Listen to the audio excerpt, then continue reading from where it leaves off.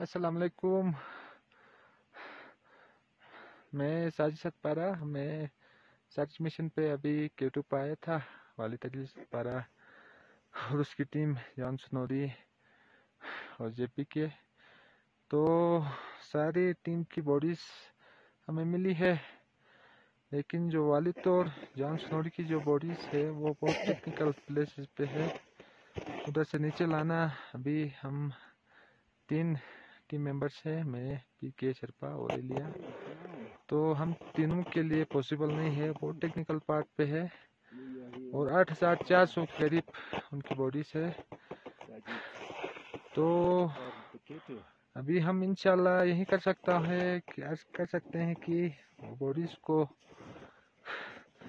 ऊपर की high altitude पे रूट से, तो क्योंकि वो सेम रूट पे है, तो आगे पीछे करके बरी करने की कोशिश करेंगे।